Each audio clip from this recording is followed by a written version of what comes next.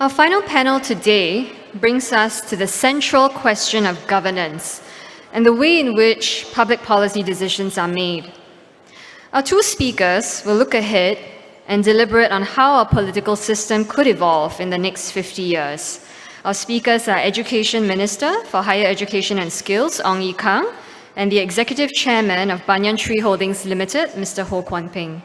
The chairperson for this panel is Ms. Debra, Chief Customer Officer of Mediacorp. I'll now hand over to Ms. Soon to begin the session. Thank you.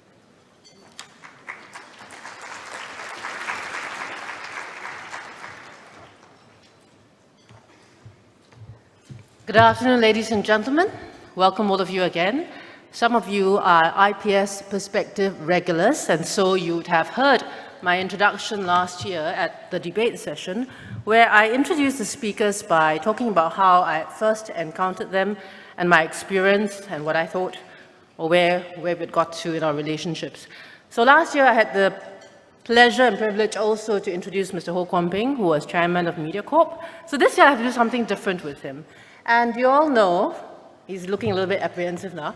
As you all know, Mr. Ho is a distinguished business leader, philanthropist, thought leader in Singapore. So the way I'm going to introduce him today is to talk about how I recently met his son, or gotten to know his son, Renhua, better, because Renhua is now on the board of UN Women, and I'm also on the board of UN Women. I just thought it very interesting because, first of all, he's the only thorn among the roses on the committee, one of the first few men in the corporate world today to step up and say, we're here to support women's rights. I think it says a lot about Renhua and about Mr. Ho and his wife Claire, who need no introduction to this audience as well, that they have committed themselves to speaking up publicly for things they believe in, at the same time be thought leaders in their sphere and be business leaders. So that, not only that, Mr. Ho and his wife have produced 3 children for Singapore, who also produced a grandchild for Mr. Ho and Claire. That's my introduction. And unfortunately for Minister Ong, since I'm taking that track, I have to thought about our first experience and encounter. Some of you may know, most of you will not know, that I first knew him when we were both at university a long, long time ago in a far, far, far away place. My enduring image, yes, he's also looking apprehensive now. My enduring image and impressions of him then were tied to this song I saw him dancing to at that point called Ice, Ice, Baby. It is a rather tacky song from the 90s, so those of you who are laughing, I know what your age is. Only those of us of a particular vintage will remember. Now, why I associate the song with him is that even in those halcyon days of our youth, Ye Kung managed to project an aloofness and confidence in the superiority of his views. No doubt they were usually right, they were, whether about economics or the political future of Singapore. But there was a way about him which tended to intimidate the other boys. Fast forward 2 decades later, I've had many opportunities to work with Ye Kung over the last 20 years or so, whether in the context of him as an officer in the Transport Ministry setting Singapore's land transport policy, as PM's PPS. Since I'm no longer a journalist or editor, my views are not so important, neither am I a historian or a politician. But I'd like to say that aloofness has softened over the years. Not only that, I think the ice has melted. When Ye Kung entered politics in 2011, none of us were surprised. It was perhaps a calling and a path which many of us expected. The loss in Aljunied was a temporary setback, and he has spent the last year and a bit since the 2015 GE more than making up for lost time. In my personal uninformed view, Ye Kung has learned the art of listening, persuading, and convincing, which is so important in politics. So I look forward to his contributions towards our country's future in both the intellectual discourse and in concrete outcomes in the years ahead, and of course, in the next couple of minutes. Without further ado, Minister Ong, please, on what could happen if Singapore becomes a 2-party or multi-party state.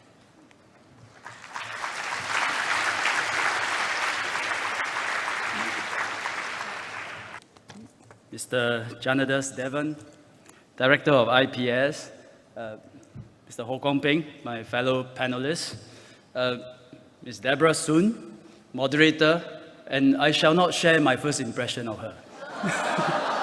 I do have a fairly deep impression of her too. Ladies and gentlemen, thank you for inviting me here to have this very interesting discussion titled, "What if Singapore becomes a multi-party system?" I can, of course, make this a very boring session by insisting that we are already multi-party. I have friends who suggest that I take that line because they argue that every general elections, many parties contested. And therefore, we are a multi-party system. But I figured that would be a cop-out. And if I really do that, you should ask for your money back. So instead, let's talk about the elephant in the room, which is the PAP, which I represent today. The scenario painted to us is that by 2065, will the big elephant be replaced by maybe several smaller elephants that, through contests in elections, take turns to govern by itself or through coalition. It will be a drastic departure from the status quo. And maybe it doesn't even need to wait till 2065 to happen. But half a century from now, anything can happen. The question is, what happens then? I will make my remarks in three parts. First, I will explain that many things will change, but also in many ways, we will adapt, and I think life will go on. That's one. Two, notwithstanding that life will go on, I will explain why there are significant long-term risks for a small country like Singapore in a multi-party system. And third, given all these risks, I will ask as a Singaporean, what is the government going to do about it? I'm glad you spotted the irony. So first, what will change and how will life go on? I think a major change in a multi-party system is that the political ground will shift. We will have to expect a lot more jostling on the ground. Different parties reaching out to different groups, trying to garner their support. The unions may not be as cohesive as it is today. Today it works with the PAP in a stable, symbiotic relations. It may split into two or more groups, like in the olden days, or older days, where we have NTUC and we also have SATU. Likewise, we should also expect split affiliations amongst various groups, associations, clans, societies, arts groups, sports groups, recreation clubs even. Media houses can be split too. I wonder which way ST, Chaopao, Berita Harian will go. And it's not a new phenomenon. This has been the case, actually, in the hotly contested constituencies. You see, in 2011, when I didn't manage to win in Aljunied, I found myself becoming the opposition party in Aljunied. So in Aljunied at that time, I have supporters, and so when they organize events, they will invite me as the guest of honor. On the other hand, there are many other groups too that will invite the Workers' Party MP as the guest of honor. But most will invite both of us. And we'll both turn up, and I got a feeling the guests at the event actually quite enjoy watching the jostling between us. And in a multi-party system, essentially that will happen at a wider scale throughout the country at events behind the scenes. But I believe the institution that will be most tested will be the civil service. The holy grail of the civil service is to be politically neutral. Serve whichever government comes into power, since they are the one with the people's mandate. So civil service offer the policy options, articulate the pros and cons, and let the political leaders with the mandate decide. And the civil service will support regardless. It is a professional ideal But in practice, I think it's easier said than done.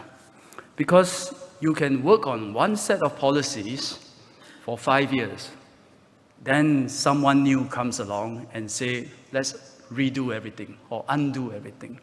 We see that now happening. Affordable health care in the US is now being repealed.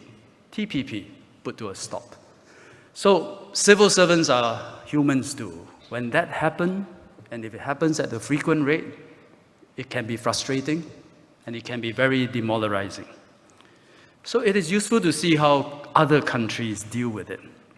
America, many of you will know, it ends up politicizing several levels of the bureaucracy. So whenever there's a change of administration, the top few echelons of bureaucracy are all changed out, which is why the Trump administration has to appoint 4,000 new bureaucrats. The alternative is the Australian or the UK system, where all the civil servants in the ministry, they stay intact. But the minister have an office that is quite well staffed. And I presume staffed with civil servants that is more aligned to his or her thinking.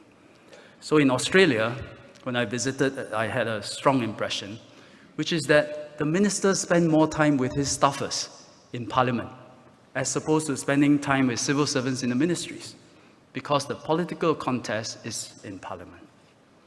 We will have to adapt to all this, but it also means the status quo as we know it will change. But adapt we will. Second, I will touch on the real long-term risk for Singapore in a multi-party system that I think is beyond adapting. The risk is not so much being in a multi-party system per se, but what are the forces and what are the processes that bring us there. For a two or multi-party system to take shape, there must first be a partisan line, two different paths for the country to take. Some of these paths is like a fork in the road. They diverge, but they can come back together again. Sometimes it's also a T-junction. I turn left, you turn right, and we will never meet. You take the UK, for example. Around the mid-90s, we see the emergence of New Labour. So the New Labour and Conservatives, the Tories at that time, they both believe in pro-business, open market economy. They believe in equality of opportunities rather than equality of outcomes. Both eschew labor unrest, protests, strikes. That was a major shift for New Labour. The key divergence in policy between the two parties at that time was perhaps their attitude towards the European Union.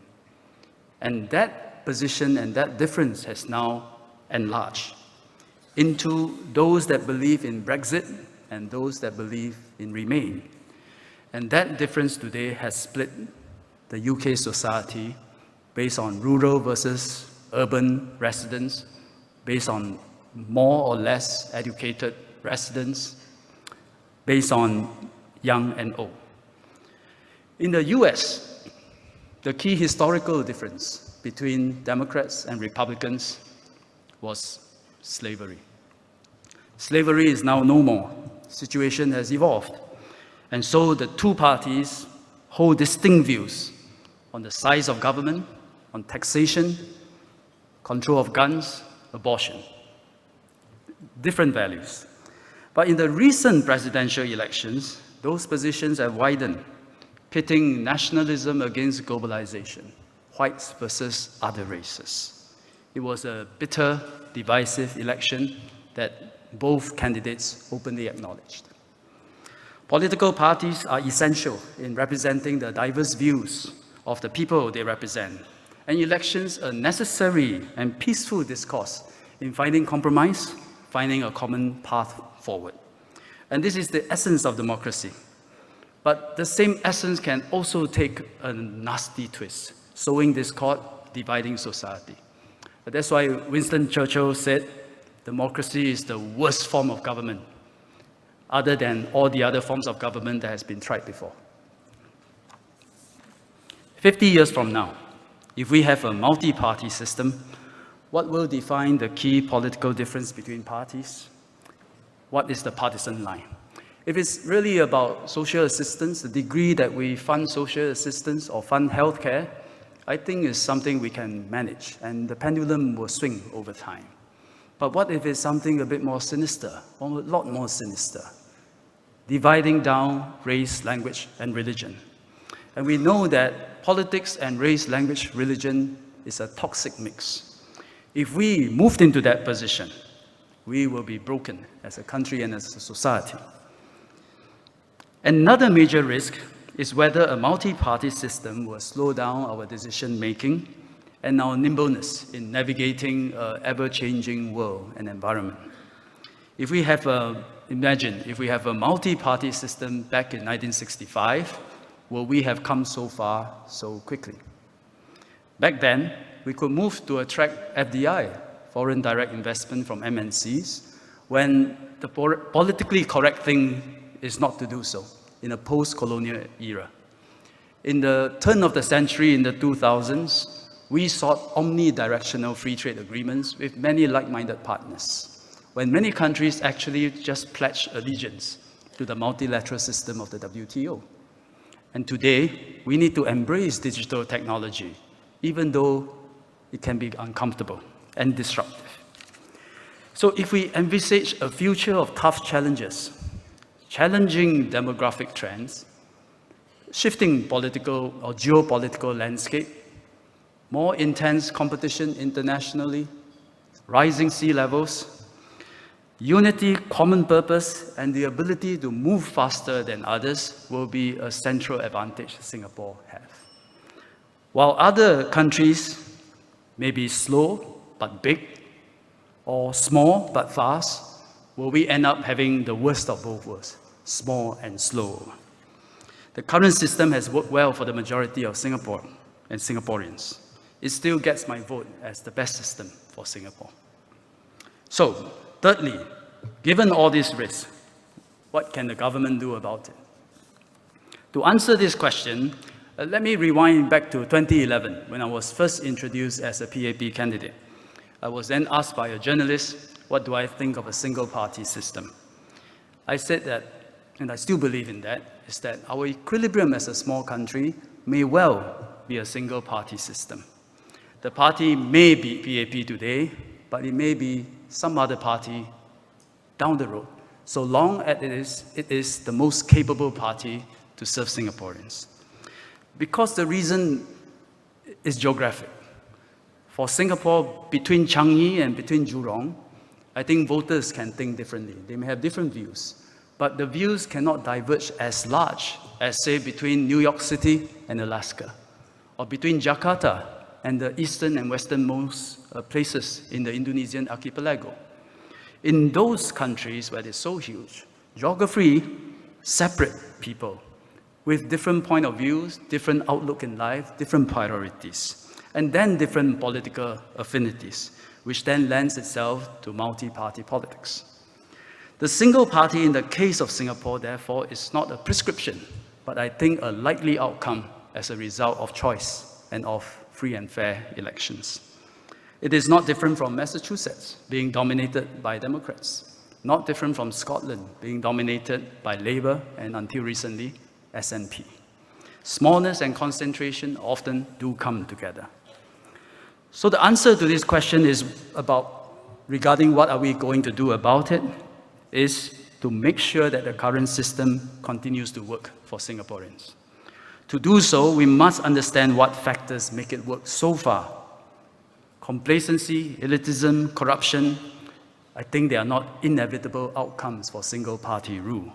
These ills have shown up across all political systems. The PAP knows that our integrity must be unquestionable. Something goes wrong, the perpetrators will be taken to task, and action has to be swift. We must be a party that's open-minded and keep up with times and circumstances, in line with the changing expectations of the population. That way, we must always be in the forefront of new ideas. Never think that today's solutions are the best solution that they can be. Keep our eyes and ears open to changes in our surroundings, consult widely, improve upon our co-creating skills, work together with the citizenry in creating solutions. We must attract talent from as diverse a background as possible. That is why every term, the PAP replaces a quarter to a third of its candidates. And the PAP must constantly self-reflect on areas that it has not done well, question why the Singapore dream did not work out for some Singaporeans. Our policies must be rooted in the ground. A sizable proportion of our work must be on the ground. And in this age of inequality, ours cannot just be a system that rewards the best and brightest, but also a system that compensates for poor family circumstances and the role of luck. Every country in the world is different. A country's success is always idiosyncratic and can never be replicated wholesale by another. The formula for success is based on different political processes, and ours happen to be a one-party system. Ultimately, the political future of a country will be determined by the will of the people. If the people wants to change to a multi-party system, it will be so. The job of the opposition parties is to point out the risk of a single-party rule. That is their job. But the job of the PAP is to make sure that Singapore continue to flourish. We will also point out the risk of a multi-party system. And most importantly, we must always keep out the ills of complacency, elitism, corruption. So whatever the what-ifs, single or multi-party, amongst all parties and all Singaporeans, we need a singularity of purpose and a wide agreement on the means of implementing this purpose. This is not mere politics, but it's about our collective journey as a people, as a country, to improve the lives of yours and mine. Thank you very much.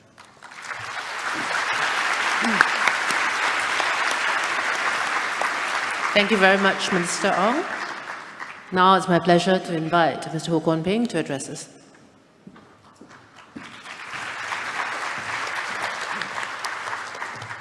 Good afternoon. First of all, I must congratulate IPS for either being extremely prescient or simply purely lucky, and I suspect it's pure luck, for having chosen a topic without knowing at that time that the topic of what if, given what's happened 3 days ago with the inauguration of a president that was almost surreal, the topic of what if is certainly very topical today. So unless the director was extremely prescient, but I don't think you were, because I think you actually lost some bets because you actually thought Donald Trump would lose. But we are sitting here today in a really opportune time to discuss totally unthinkable, improbable scenarios that if they can hit America, certainly they can hit Singapore. And that's with my congratulations. The second part is not congratulations. It's a bit of a complaint about IPS, that having had the courage, presumably, to organize a conference called What If, you shouldn't be so disingenuously bland about the topic. As Minister has said, what if Singapore becomes a two or multi-party system? Well, obviously, unless you think we are Cuba or we are North Korea, which I do not think the IPS would dare to venture to think that we are already a multi-party system. So I think what you're actually saying, without wanting to openly say it, but which I did say in my S.R. Nathan lectures, I'm calling it the elephant in the room issue, and that issue is the PAP likely, or may it actually lose an election in coming years? What would be the consequences of that, and what might lead to that? And by the way, my lectures have been made into a book. Please go and buy it, because if you don't, Janadas is making me buy it in order to get back whatever money they put out for it. Now, in terms of the real issue then here, is the PAP likely to lose an election? Will we have a so-called multi-party system, meaning the PAP being voted out of power? Now, obviously, that is a scenario the PAP itself has really long considered, which Mr. Lee Kuan Yew foresaw, as those of us who remember at the time when he brought it up. He called it a freak election, where an electorate may, in his view, unintentionally and irresponsibly vote out the PAP. His solution, of course, was to create the elected presidency as a check against what he called a quote-unquote rogue government. Now, ironically, of course, many of us know that the law of unintended consequences always applies. Now the possibility of a rogue president might be even greater than that of a rogue government. And it's a headache which is presumably being resolved very quickly now. And it's a very fascinating issue, which all of you in the room know about, but it is a digression from the topic today, so I shall say no more about it. But the question here today is another one. It's what if a freak election is not, as PM Lee Kuan Yew had said, a freak event, but instead becomes institutionalized, and Singapore does become a pendulum democracy.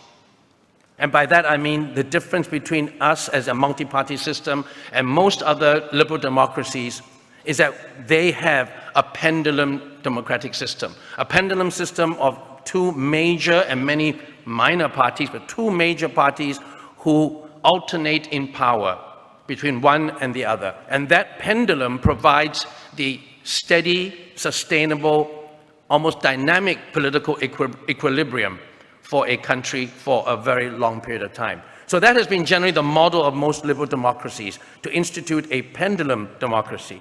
And if that happens in Singapore, is it good that we have such a system? Is it neutral? Is it bad? And how likely is this going to happen? Now, a traditional liberal would welcome such a pendulum democracy as a sign of progress towards full participatory democracy. After all, as I said, Western liberal democracy has as one of its touchstones the concept of a two-party pendulum democracy as the bulwark for long-term sustainable political governance. But however, as Donald Trump, as Brexit and other recent events, including in the rest of the EU, have shown, faith in traditional Western liberal democracy has been severely shaken enough for it to be no longer the yardstick by which political maturity or sustainability can be measured. A more universal and comprehensive yardstick, in actual fact, is no longer pendulum democracy. It is the quality of the social contract between a political leadership and its body politic, regardless of whether the formal political structure is a two-party pendulum democracy, a monolithic communist regime, or, as in the case of Singapore, a single-party dominant system. And the depth of that social contract, and by implication, the political legitimacy of the ruling elite, depends on a complex and yet subtle blend of factors for which successive Chinese dynasties since eons ago have coined their euphemism, and that was the mandate of heaven. Should that mandate of heaven, which is nothing more than political legitimacy, ever erode beyond repair, no amount of two-party or multi-party democracy can save a political regime or a ruling dynasty. And traditional pendulum politics does not by itself guarantee genuine participatory democracy. The present crisis of liberal democracy and the lurch of many countries in the West now towards extremism and populism is pretty eloquent testimony of this depressing reality. Against this backdrop, then, the critical question facing Singapore in 2065 is not simply whether an accidental freak election or a sustainable pendulum democracy should or might occur. It is about whether the social contract between elite governance and the body politic can become so strained and frayed that a crisis of political legitimacy may thrust unexpected extremist scenarios ranging from rule by a military junta or unstable coalition governments to actually become reality. In other words, what might happen to get us from where we are now, pretty much a bastion of political stability, to the uncertainties now plaguing the rest of the world. Let me ask and then answer three further questions in pursuit of this issue. First, what events could lead to such a massive loss of legitimacy or confidence in the PAP or the current political system? Second, what are the chances of these events happening? And third, is a two-party pendulum democracy a likely, stable, and sustainable option? Or alternatively, what might realistically evolve instead in the specific Singapore context? Let me address the first question in a rather circumspect manner by alluding to other Asian democracies. The closest, though imperfect, parallels are India and Taiwan. In both countries, the founding party of the nation, the Indian Congress Party and the Kuomintang, who were worlds apart, both in their leadership, personalities, and in their party structures. The difference between Nehru and Chiang Kai-shek were worlds apart, but both of them as founding leaders possessed an unquestioned legitimacy. After their passing, their offspring, Indira Gandhi and Jiang Jingguo, succeeded them, albeit with some lapses in between, but after them, the party leadership and the party itself started its decline. Three identical things happened in both parties. First, nepotism prevented the rise of younger, meritocratic elites vying within the party for ascendancy, resulting in sycophants all clustering around the dynastic heirs like in some archaic monarchy. Second, the values, policies, and the solutions which led the founding party to success became sacrosanct, sacred cows which could not be questioned even if their relevance started to wane. A sense of political complacency settled like fine dust over even the internal insurgents and overcame any impetus towards internal change. And third, a culture of entitlement led to endemic corruption, both political and financial, the final blow in both of these parties' inexorable decline of legitimacy. Second, should that fate, which has befallen almost all founding parties in electoral democracies over time, should that fate affect the PAP in coming decades, we will have the scenario for disruptive change. The second question is a follow-up from the first one. How likely is this to happen? The short answer, in my view, is not very likely. Brackets, I hope. In the next quarter century, or about 20 to 25 years. Beyond that, I think no one knows. Now, why do I choose 20 years arbitrarily? To some people, it may be too optimistic for some, and if it's too pessimistic for others. I chose this time span, broadly speaking, because I do assume that under our present system, and that even when Mr. Lee Hsien Loong retires, under the system that we have now, he will assume the mantle of minister, mentor, or senior minister, and the cohort of leaders whom we currently have will remain like tribal elders to guide successive leadership teams, not so much in specific policy making, which they do not need to do so because our future leadership, whoever they are likely to be all AMP graduates from Harvard and president scholars or generals and so on, and would know all the minutiae of policy making. But we will have to have the guidance in the preservation of the political values, the self-discipline, and the vision, which congeals into a lasting political culture.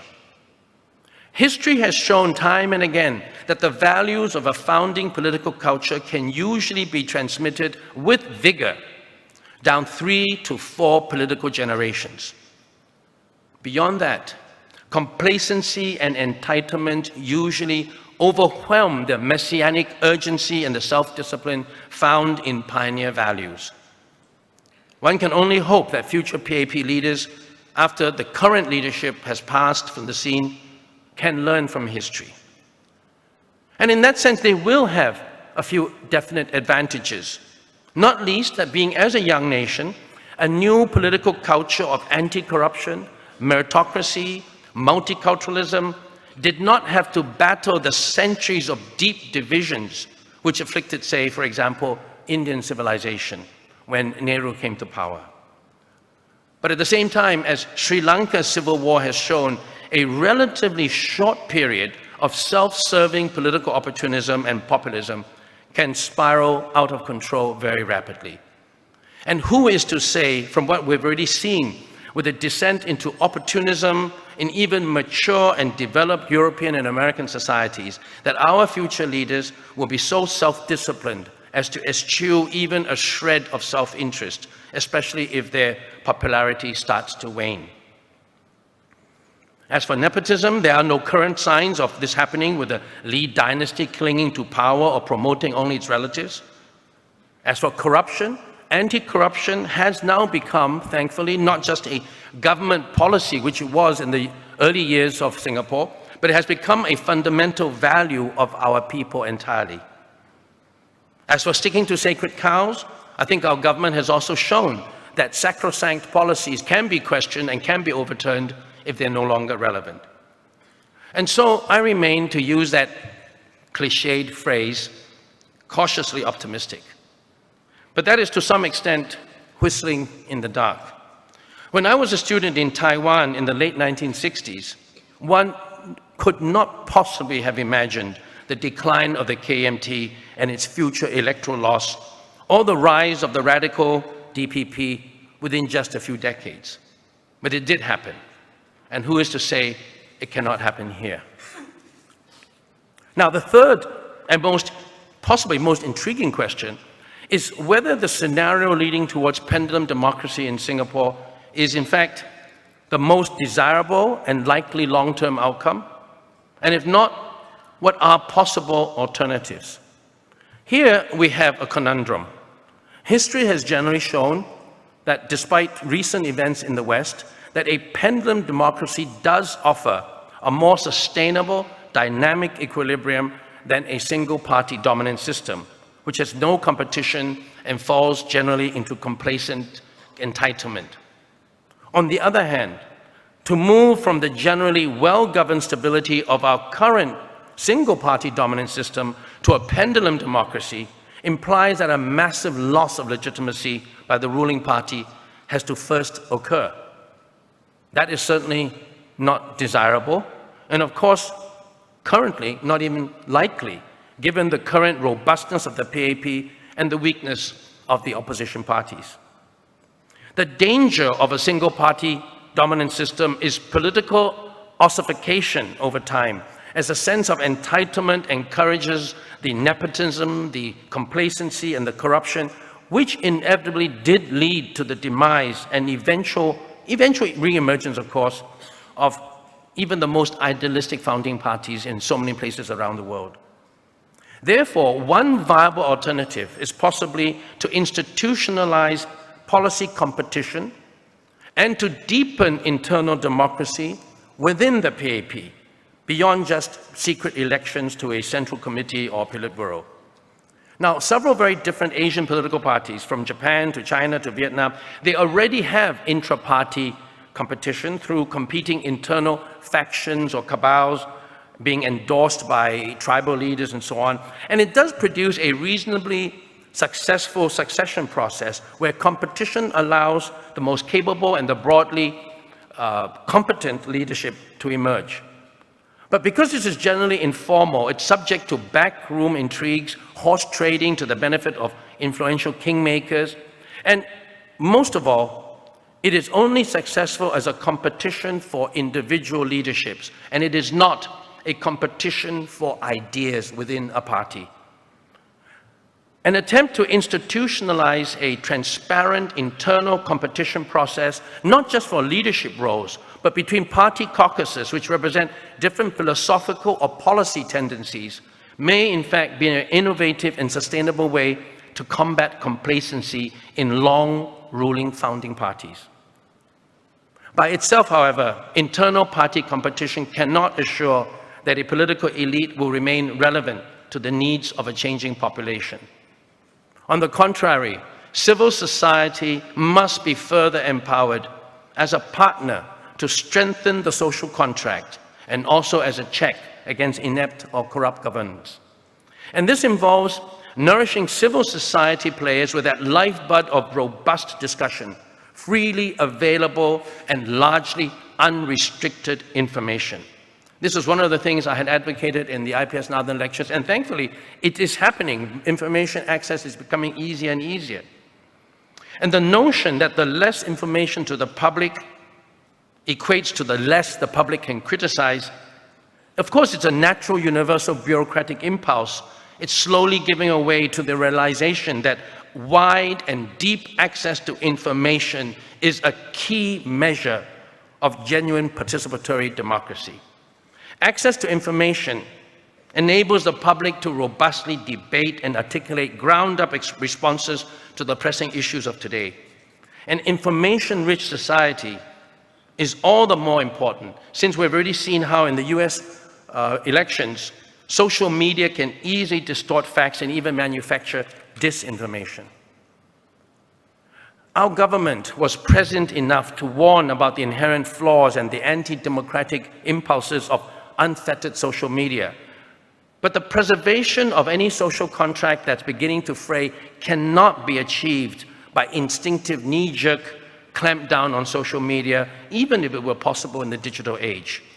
The solution can only be not in more regulation and censorship, but in more citizen watchdogs monitoring falsehoods and pointing these out. Lies can only be destroyed by the sunlight of diverse and plentiful sources of the truth. And so, in conclusion, 2065 is a destination for which the journey is fraught with uncertainties. The simplistic notion which traditional liberal Democrats have long held out, that a pendulum form of democracy would solve our problems, it's not necessarily the most desirable, nor even the most likely scenario. On the other hand, the conundrum is the track record of continuously ruling founding parties has not been good. So, how the PAP can reinvent itself with the benefit of historical insight to ensure robust internal competition and also truly engage civil society in genuine participatory democracy will shape the future of our nation. Thank you.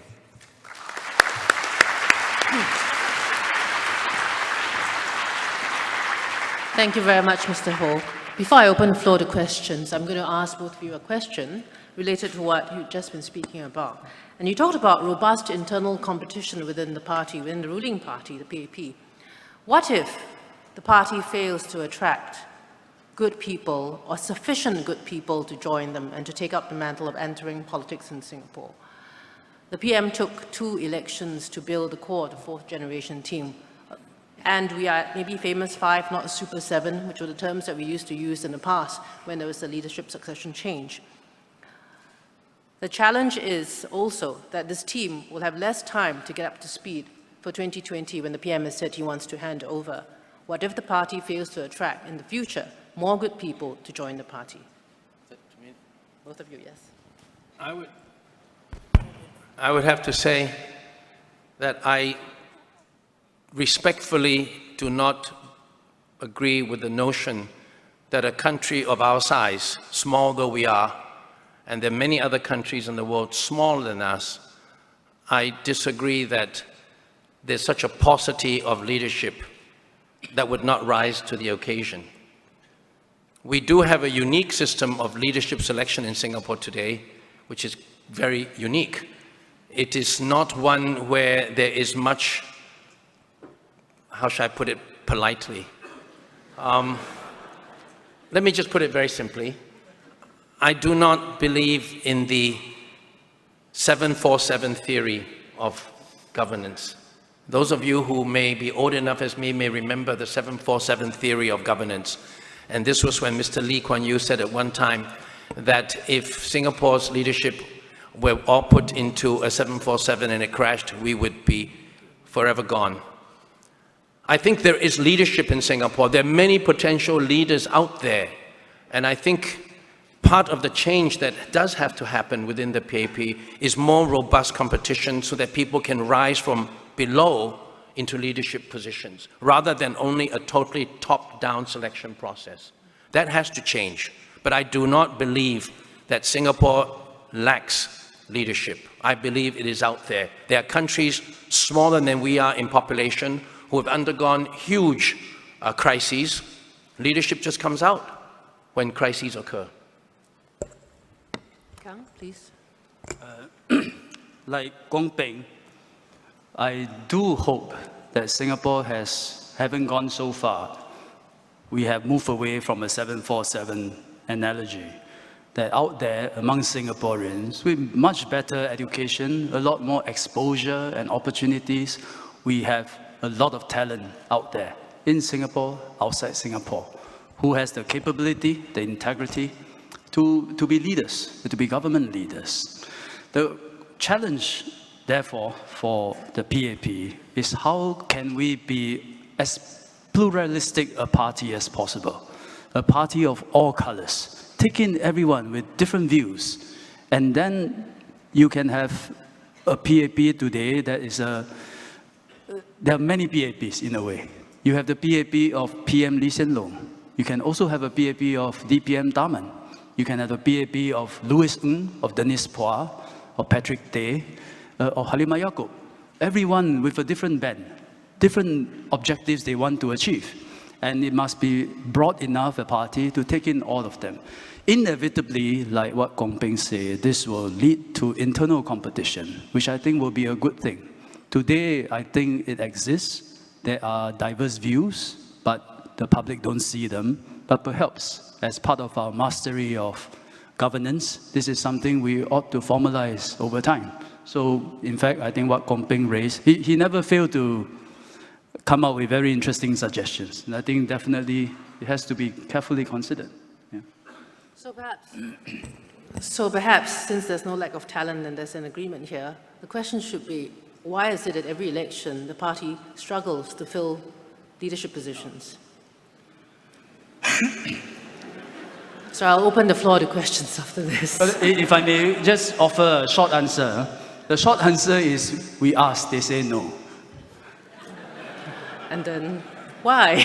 But okay, let me open the floor to questions. Professor Koh, would you have a question you'd like to ask?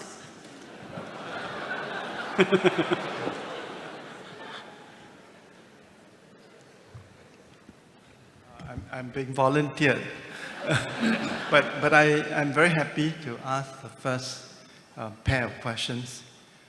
Before I ask them, I want to make a public confession that I'm a great admirer of both Kwon Ping and Minister Ong. Kwon Ping is brilliant, eloquent, super wealthy, and politically independent. Not as wealthy as Donald Trump, and politically independent. I think when Kwon Ping is a bit older, he would make an excellent candidate for the elected presidency. Soon. Kwon Ping, in the first of your 5 IPS lectures, you did a survey of the democracies of the world, and you observed that no governing party had ruled for more than, I think, about 80 years. Yeah? I think PRI Mexico had a longer tenure. At some point, a governing party loses its way, either because it becomes complacent or incompetent or corrupt, or all of them, you know? So, in your view, can the PAP be different? Can the PAP look forward to ruling Singapore forever? Or do you envisage that at some point, the PAP, like all the other founding parties of other democracies, will falter? And there will be a future in which a PAP will lose the general election. And do you see this happening within the next 10 years? I can't think of 50 years, next 10 years, next 2 elections. If I may answer that, I already said I don't think it would happen when PM Lee is still around in whatever incarnation, as senior minister, minister or mentor, and so on. And I mean that quite seriously. I don't mean it facetiously. I think history will show you that the legitimacy, the charisma that a founding generation has, and the legitimacy that someone like Gandhi, Indira Gandhi had, and Mr. Lee Hsien Loong has, is very important. And I think that so long as he is around in one form or another, I think the party's adherence to its core values will remain, because he will still be hold of the torch, as it were. And as I said, quite importantly, it's not so much whether he is competent in particular policies. That's quite easy. Who is going to be the bearer of the torch of the values of the party? Who is going to be the one to say this must stop in terms of squabbling, that we cannot have this, we cannot have that? The values the political culture of a party, I think, is what, if you look at history, that is what has destroyed all founding parties. Not just the competency of their policies, but the internal deterioration of their own political culture. I do not think that will happen so long as Mr. Lee is around, because he has inherited all those values for which it has been in his DNA. I think the critical issue is what will happen 20, 30 years from now. And I do believe that the PAP has probably the best chance of any long-term political parties that have existed so far to possibly set a new record. Now, as to whether it can forever stay in power, I mean, I doubt that anything is forever. But given the PAP's ability to self-correct, given the PAP's ability to also always obsessively talk about problems, I think if there is an obsessive, compulsive focus by the PAP on the fact that after Mr. Lee is gone, that there are huge historical imperatives towards entitlement, corruption, and so on. And if they try to find mechanisms by which to innovate a one-party dominant system, such as institutionalizing internal competition for ideas, as I've suggested, I think we probably have the best chance of any country in the world to at least have a longer-term one-party system. But I don't think anything is forever. Thank you. I had the pleasure of working with Minister Ong Ye Kung for about 3 years in negotiating the US-Singapore Free Trade Agreement. And from that experience, as well as from the experience of working with him when he was a capo, I have the highest respect for Minister Ong and regard him as a credible and leading candidate to be our next Prime Minister. So my question for Minister Ong is, Mr. Lee Kuan Yew had in some of his writings and speeches said one day the PAP will lose power. No time frame on it, but one day the PAP will lose power. Do you share Mr. Lee's view that one day the PAP will lose power? And if you share this view, is it not in Singapore's national interest then to evolve a credible opposition party who can replace the PAP when the PAP falters? And if so, shouldn't the PAP modify its narrative that a two-party system may in fact be in Singapore's national interest? Thank you, Professor Koh. I have to say, thank you especially for your confidence, but a lot of who I am today, I learned from masters, and I think Professor Koh is one of them. You should see him in action. So I hope you will write more books so that more people will learn your diplomatic skills. First question, about Mr. Lee Kuan Yew saying one day PAP will lose power. I think this must be at the back of our minds and all the ministers and all the MPs of PAP. It has to be at the back of our minds. The day that we don't think PAP will lose power is when we will lose power. I think that is when complacency sets in. We must always believe somebody better out there is going to win the elections and take over. And we therefore must continue to improve, be grounded, keep absolutely clean, and serve Singaporeans well. But in that case, then the second question is, shouldn't the PAP then nurture a credible party? My own sense, which I alluded in my speech, is that we are small. And therefore, probably a single party rule is the equilibrium in a small city-state. It may be the PAP today, maybe someone else, more capable later. For that to happen, I think there are a few possibilities for that to happen. First is that the PAP become corrupt, complacent. Then I would say it deserves to lose. And I have faith that if that really happens, and I hope it won't, there will be fine men and women who then form an alternative. But in that certain scenario, the PAP will deserve to lose if you are corrupt. The second scenario will be someone else, more capable than the PAP, comes along and win the mandate. And if that happens, I would say then that someone else deserves to win.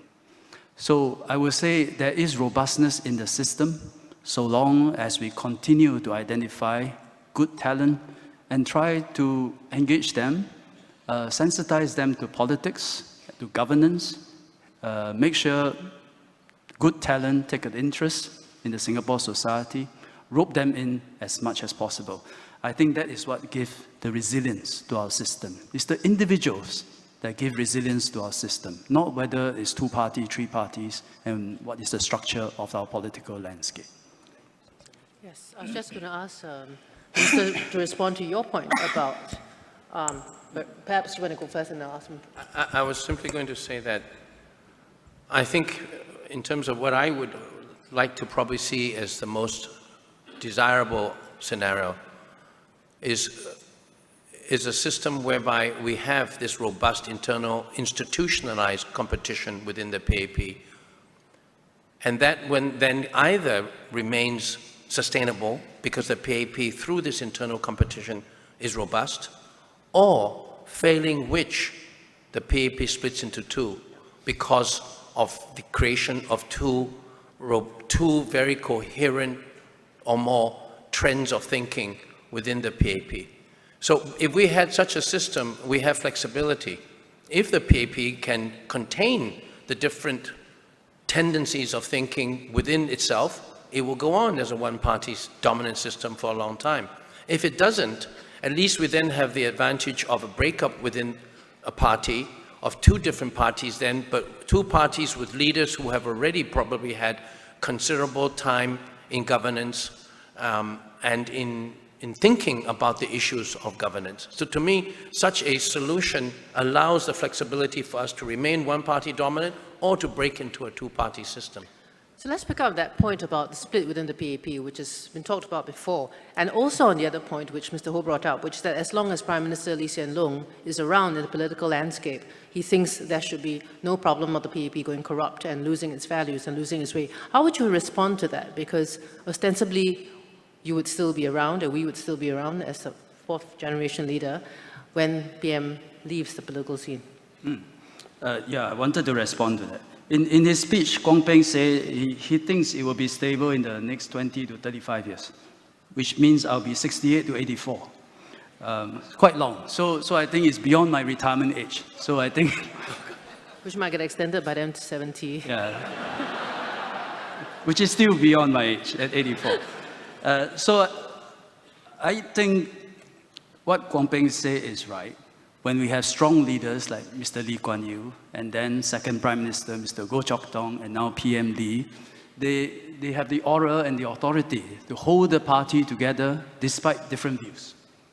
And I think that was essential for our stability. Of course, then, what happens to the next team? I'm supposedly in the next team.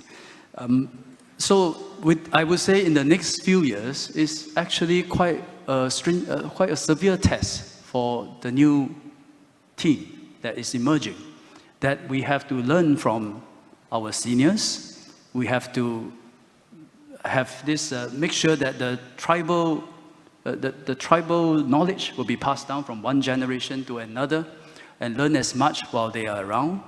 But when the day they retire, how do we then ensure that we have the bond with the rest of the party members, with the people, to continue to hold everything together, while ensuring that the PAP is as pluralistic, as diverse as possible. I think Kwon himself also alluded to the answer. On one hand, having an old sage is very useful. On the other hand, the sense of things being unfair, that everything's kept within a dynasty, can also set in. He mentioned Nehru, he mentioned Congress Party. So a change of generation is actually an opportunity for a new team to build a new bond with the party, with the rest of the party, with fellow Singaporeans. I think that is really the key test. Next 10 years, I think, will be quite critical, whether we succeed or we don't. But we will have to succeed. Thank you. Question to the young gentleman over there. Good afternoon, Minister Ong and Mr. Ho. My name is Darian. I just finished my national service. Minister Ong, you conjured up two images, one of parties traveling along convergent roads, like the Tories and New Labour in the 90s, versus that of parties traveling in opposite directions along a T-junction. My question is, looking ahead, do you think that the future political landscape in Singapore will be more akin to convergent roads or T-junctions? We have potential for both. The truth is we have potential for both. And both are possibilities. And we certainly don't want to be in the position of a T-junction. Especially, that means one's going left, one going right, and you will never meet. And if that divergence is defined by race, language, religion, I think it's very toxic. And we can be broken as a society and as a country. So, where possible, when we talk about multi-party politics, we must understand that parties don't exist just like commercial world, no? Different products are sold in the market. For in politics, multi-party exists because of partisan line. I mentioned earlier, between Tories and between Labour, there is a partisan line. Today is very much defined by their attitude towards the EU. In US, likewise, there's a partisan line between guns, between abortion, between God, between big government versus small government. So what is the partisan line for Singapore? Today, we look at all the political parties, I think we have a very broad center, which is why we still have a single party system. Because it's not so easy to discern what is the partisan line between the different parties and PAP. Even in WP, the recent presidential debate, for example, actually I was quite glad during the parliamentary debate, the WP agreed that we must safeguard the reserve. So a similar position as the PAP. They also agreed that whoever safeguard the reserves ought to be generally elected ought to have a general mandate, which also agree with the PAP. The only thing they disagree with was that they prefer a Senate, whereas we prefer a single elected presidency. So you could see that it's not a huge divergence, which means politics at the center is still working. So long as politics at the center is still working, we'll have a stable environment. And that is more important for Singapore. Thank you, Minister. Thank you. Dr. Gamin? Thank you, Debra. My question is for Minister Ong. Suppose the unthinkable happens, lots of unthinkable things have happened in the past year, and the PAP does lose an election. Well, I don't think it will happen very soon. I agree with everyone else. But suppose you do. We know that the PAP thinks long-term and thinks for the interests of Singapore. And you also do a lot of scenario planning and you talk about black swans. So if this happens, has the PAP got a plan in place to handle it? Perhaps you could share that with us. I also want a secondary question, which is there's a lot of interchange between the civil service and the PAP. A lot of our very good ministers were former civil servants. What will happen to the civil service then? All right. So the question is, if the PAP loses, what is our plan? Okay. What is your backup plan? What's our backup plan? Yeah. We allude to Brexit and the election of President Trump as black swans, unthinkable. On the other hand, if you think about it logically, it should not be totally surprising. If you there are many reasons that people gave for these unexpected election results. It defied all the polls, but since when is polls totally accurate in the first place, right? But you think about it carefully. Ever since global financial crisis, incomes have stagnated in all these countries. I read somewhere in a report, the US, 80% of the population have stagnant or falling incomes since the global financial crisis. UK, 70%, France, 60%, Italy, beyond, higher than 90%. So when you have the masses unable to progress, I think they will seek a change. They will seek a drastic change. I'm glad in Singapore that has not happened yet. The masses was able to grow together with the economy. Ever since the global financial crisis, we continue to grow, and it's inclusive growth. I believe that Singapore voters are actually very rational. I believe every vote, every elections, they vote very rationally.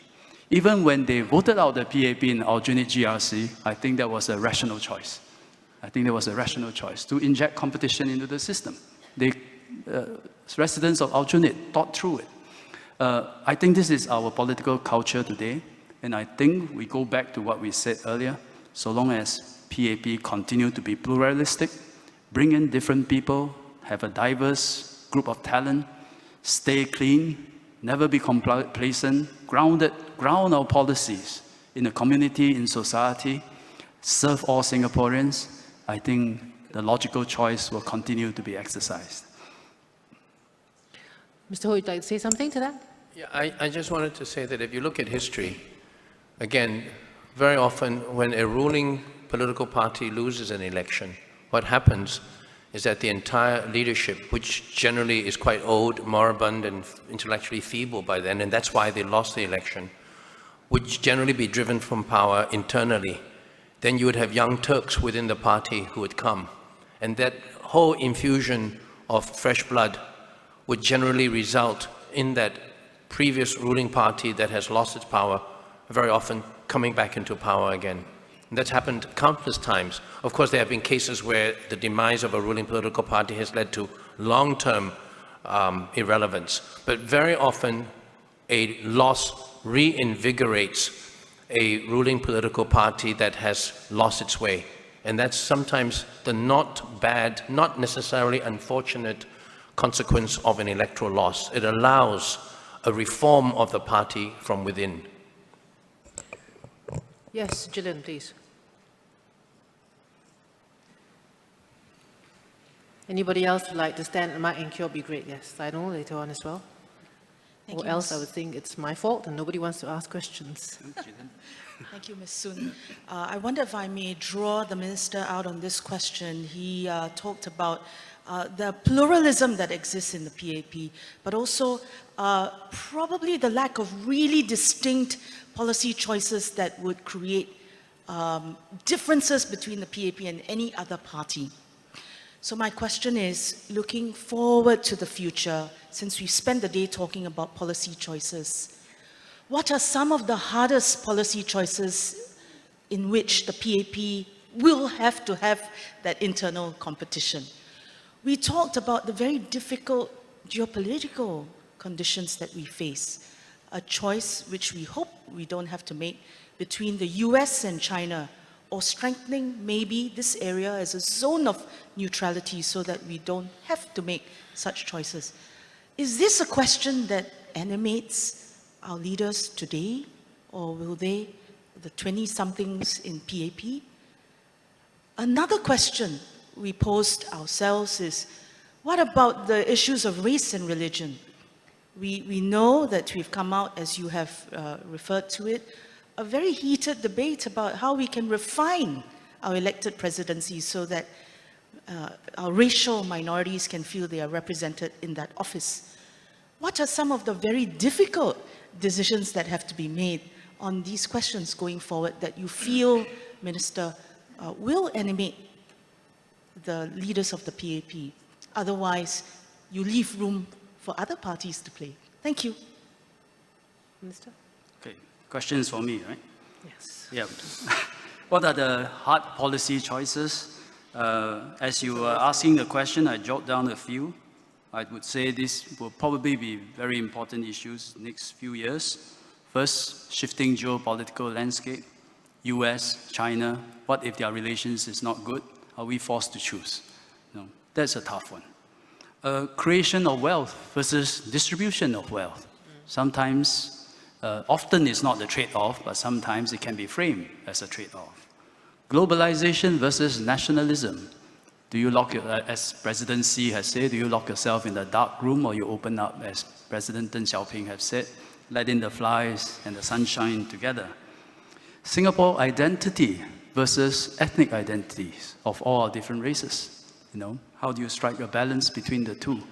The important thing is not to think of this as extremes, that it must be two separate parties, one stand on one extreme, one stand on the other extreme, and you have competition. But I think is to be able to bring in different sensible thinking talent that can work through these trade-offs and find compromises going forward.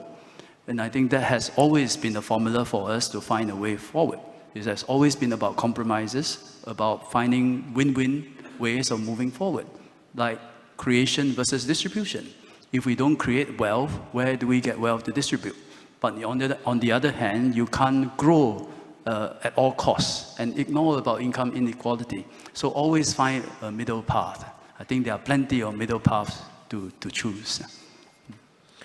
Mr. Ho, what do you think will be the most difficult decisions or most difficult issue which a future government will have to confront in the next? Yes, I'm segging way.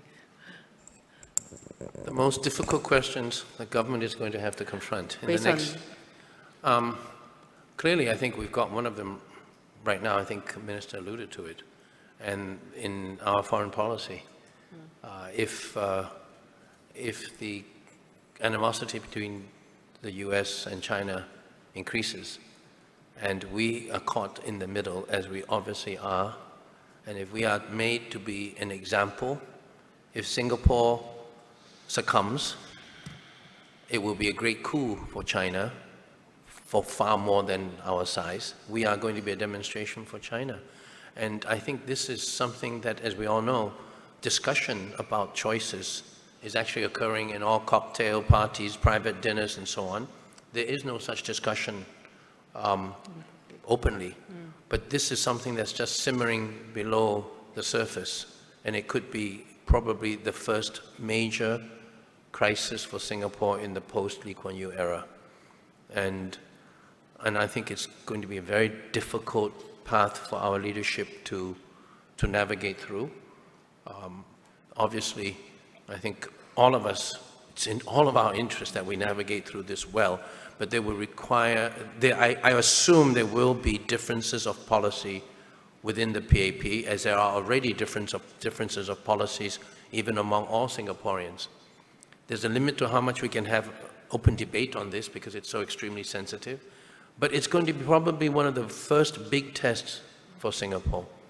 And I'm not sure whether in the resolution of this issue, there could also be signs for how we can, as a country, solve issues in a collective manner with some degree of debate. Thank you. Zainul? Thank you, Debra. Thank you. I'm a Sufi by nature. Sometimes I believe that one has to lose oneself to find oneself. So my question is actually, which I think Minister Ong touched a little, but I'd like to ask in a different perspective about electorates. But before that, I'd like to say that I share the sentiments of Professor, my guru, about Mr. Ho and Mr. Ong for our future. Thank you.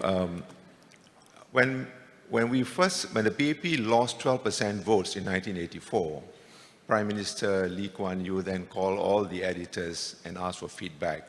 And we were very blunt and brutal with him, and he was a very good listener.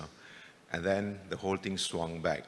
And 2011, when we lost, I think together, Yikang and myself, I made this remark: we lost, but I hope Singapore gains. So my question is, do you think Singapore has gained by that loss, especially when you look at 2015, when the vote swung back, the pendulum swung back, and PAP got 70% of the vote, nearly 70% of the vote. What does it say about our voters? Is that a real reflection of the kind of voters we have, or do you think the pendulum will keep swinging back and forth? And in fact, people are saying that next round, watch out. Thank you. We have to watch out at every round, right? I know. Simple question is, we lost, did Singapore gain? I would say yes. You look at after 2011, I think many policy shifts took place. Pioneer Generation Package, silver support, enhancements, building up of a much more rigorous program to build HDB flats for the young, many policy shifts. I don't think then the gain is in the 2015 election results per se. We got the 70% unexpected results as well. So I think it's basically voters looking at between 2011 and 2015, the party and the government has done a lot of good. They're beginning to agree that the direction was correct, and they gave the mandate, a stronger mandate, to the PAP. I think that was the simple reason why there was a swing. But I think the greater benefit is that the ruling party, at least to the PAP, is having tasted the defeat in Aljunied, and that everyone just understand that there is tough elections. Tough elections in Singapore do happen. We can lose GRC. We can also lose our mandate and never take anything for granted. That lesson now going, and I think has seeped into all our MPs, all our ministers and cadres, and I think that is the greater gain for Singapore and for PAP. Okay, one last question, Professor Kishore.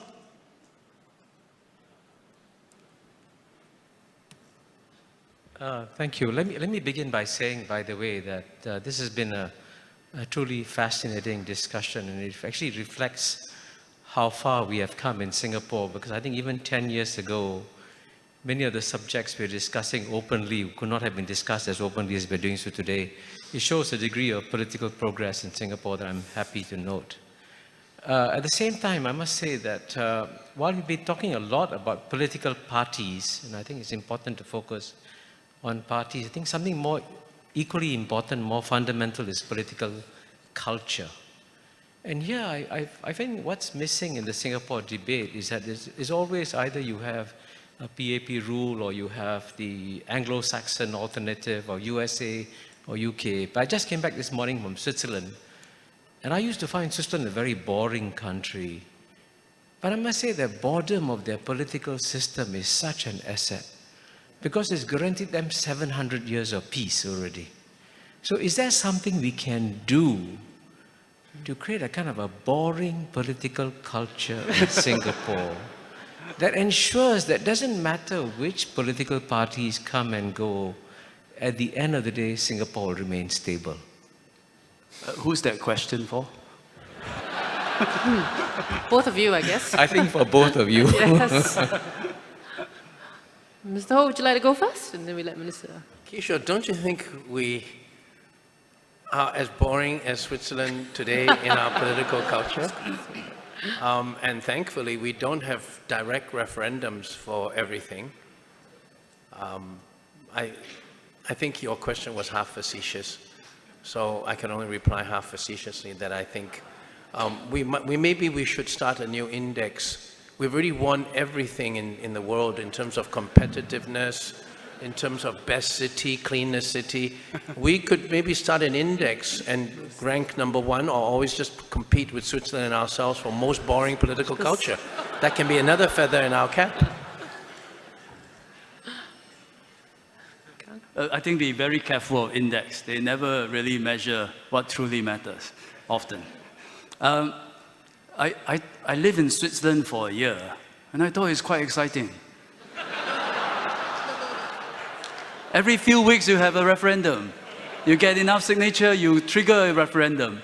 How exciting. But I think it's, but I'm glad, Kishore, you raised this example. It just shows that even though we are both fairly small countries, we are very small, they are a bit bigger, we chose quite different paths. For them, a direct democracy, rotating presidency, and in our case, try to have a solid, competent, clean, hardworking, single-party rule. Each country will have to find its own solution. As to whether it should be boring, actually, that's my preference too. I wish politics is more boring. And then we can focus on our lives and do something exciting for ourselves, for our family, rather than channel too much excitement into politics. But that actually doesn't so much depend on the political system or structure, but I think depends on voters. Whether voters, what do they subscribe to?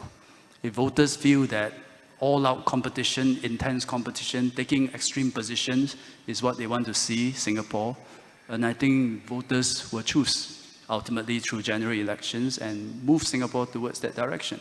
If voters feel that so long as we have a good single-party government with some competition at the side, keep it on its toes, some seats going to opposition parties, having all kinds of checks and balances to keep it clean, keep it hardworking, and then I can go about my own life, then I think it will shift us towards this direction. In the end, voters decide. Thank you very much, Minister Ong. Good luck to you on your boring future political journey. And thank you very much, Mr. Ho, as well. And good luck to your potential boring political journey. Ladies and gentlemen, please, round of applause for our speakers.